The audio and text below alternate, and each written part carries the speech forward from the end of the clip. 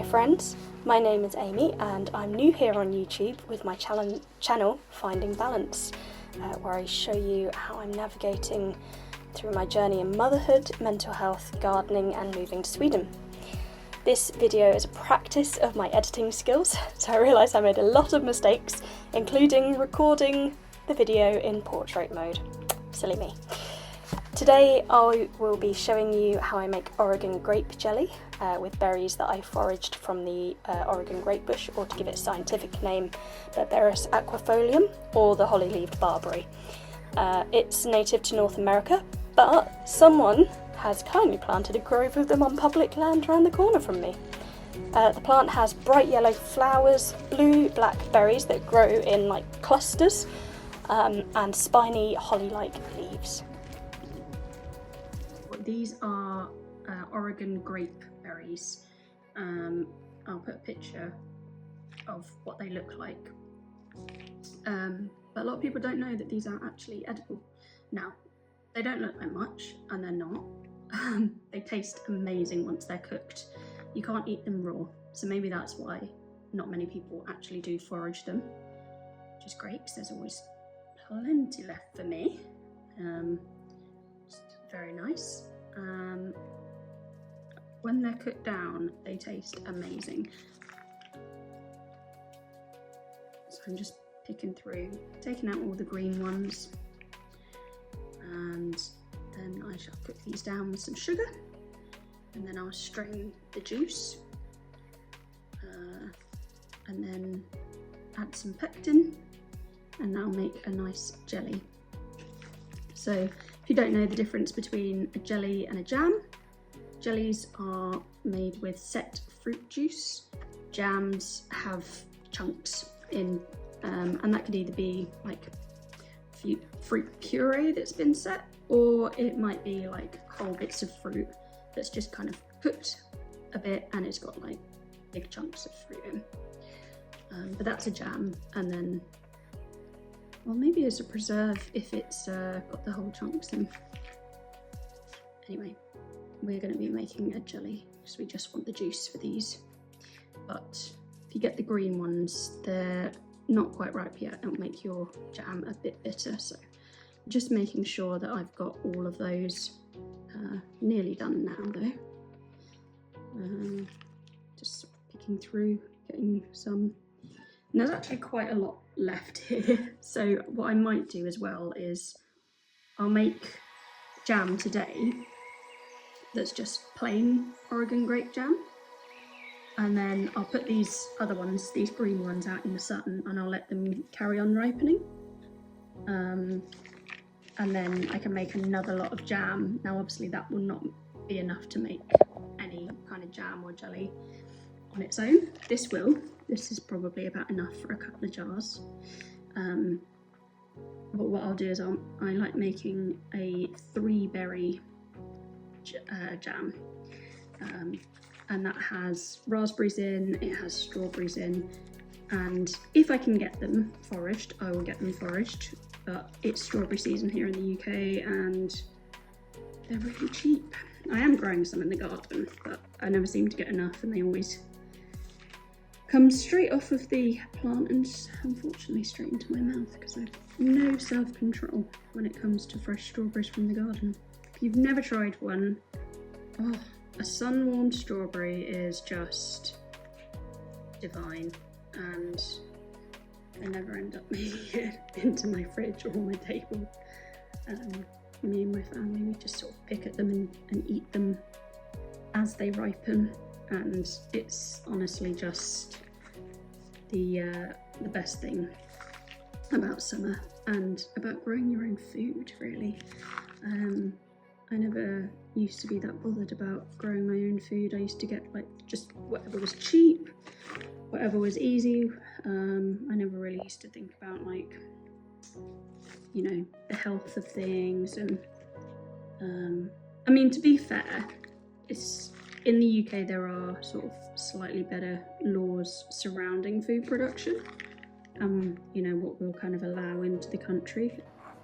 So I'm just going to finish sorting through these, I'll get them washed up, and I will see you for the next step.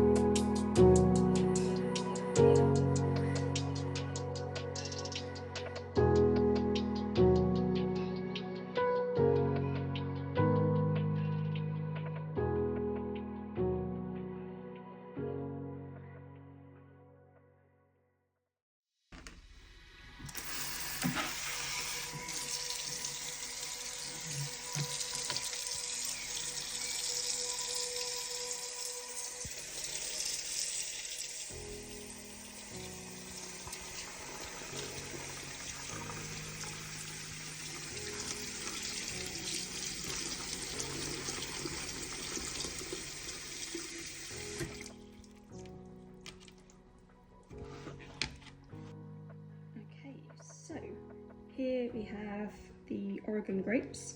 They're in a pan. They've got about a cup of water, so kind of about halfway up added water.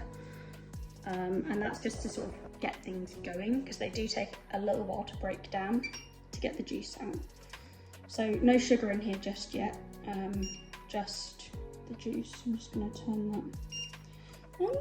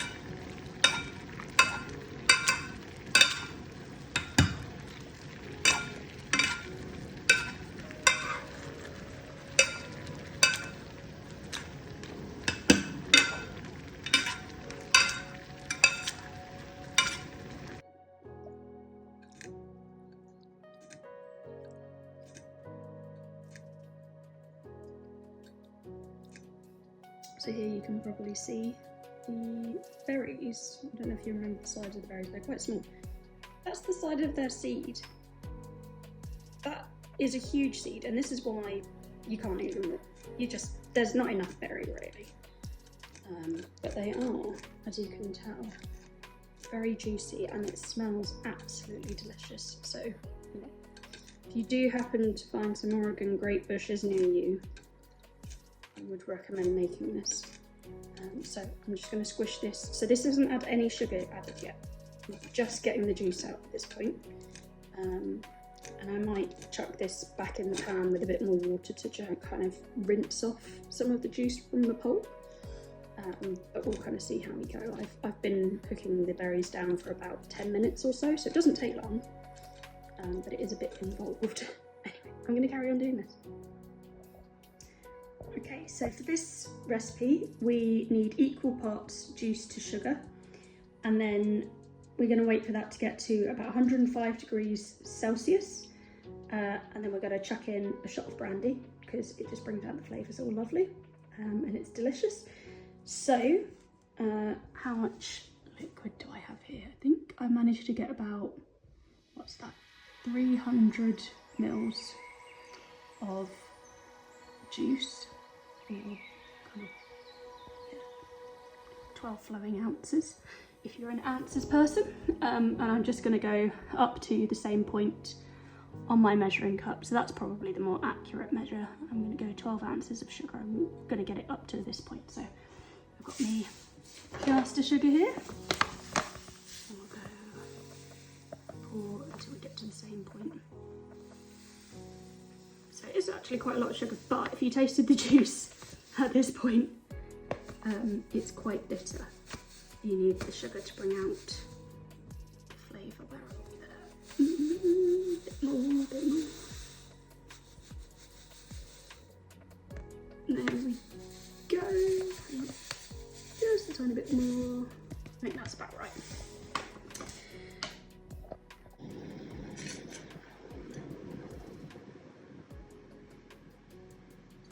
I'm just stirring this, I'm waiting for that thermometer to get to 105, which is about here. So we've still got a ways to go, so I have just put it in and check in with you when that happens. So we are very nearly there. This is what it looks like when it's bubbling away. You don't want it on too high because it will bubble over, as you can tell. I did have it on too high, and it's all over the rim of my pan. Mistakes happen. So I'm going to sit it on the end. Just try and get that focus for you. So yeah, at this point, now, in theory, this should work. If you don't have a thermometer, you want it to sheet off your spoon.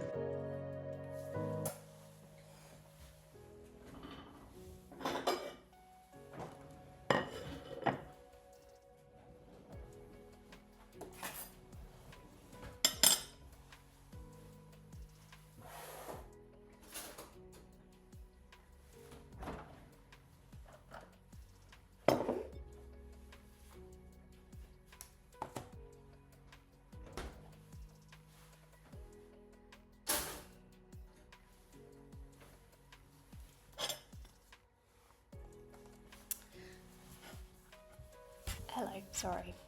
I was just trying to record the thing. So basically my phone died.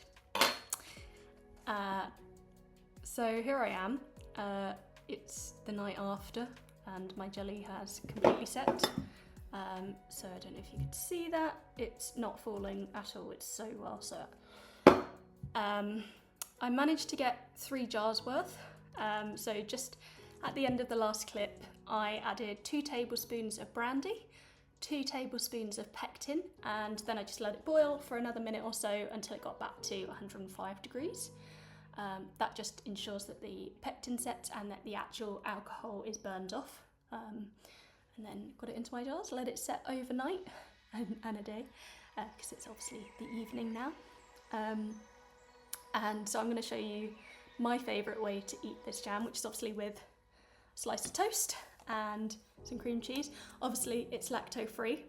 Anyone else out there can't stomach the cow's milk, hit me up.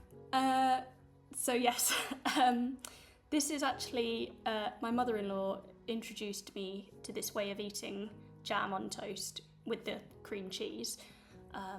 Is how she eats her bilberry jam, which when she makes it is also amazing. That's more of a Finnish thing.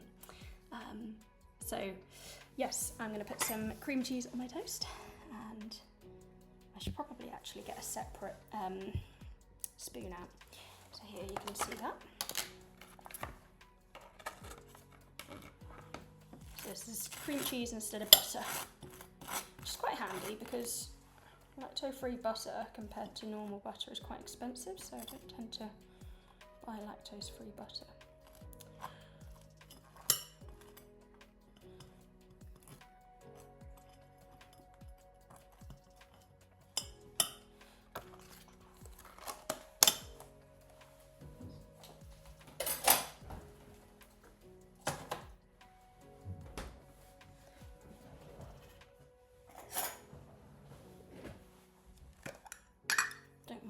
Germs in here. You just put like a small bit on there. Oh, that's good. I was about to double dip them. Nearly caught me. Oh, why have I just put that in the sink? honestly. Fresh knife it is. Good thing we got a dishwasher.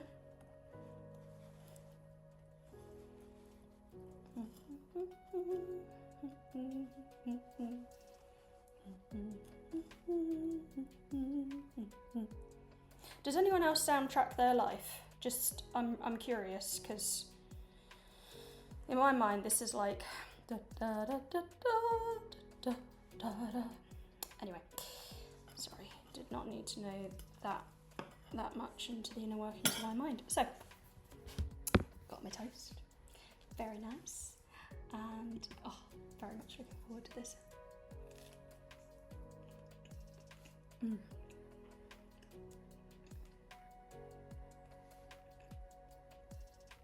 That's really good. I don't know how to describe this jam to you. So I've called it Oregon Grape Jam, but it's technically, I guess, would be Barberry Jam, wouldn't it? Either way, bloody amazing.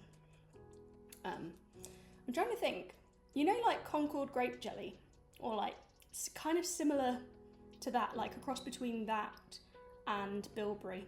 If you've ever had bilberry jam, if you're in Finland, it's kind of similar, of a cross between that. If you've never had bilberry jam, I guess maybe closest would be blueberry jam. But still, it's very, very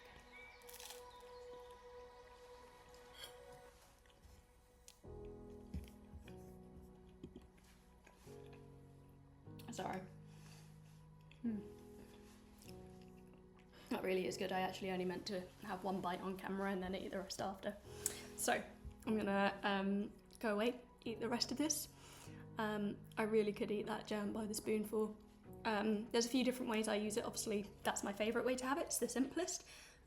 But then I also make, it's quite handy, I got these out.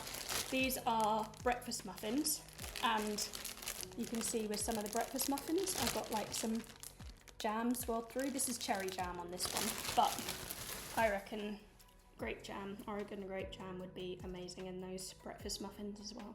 So there you have it. That's my Oregon grape or Barberry jelly for all you foragers out there. Do enjoy. All right. It's been good to talk to you, and if you like this video, do like it, give it a thumbs up, and maybe subscribe to the channel as I kind of just explore what on earth I'm doing here. All right, bye.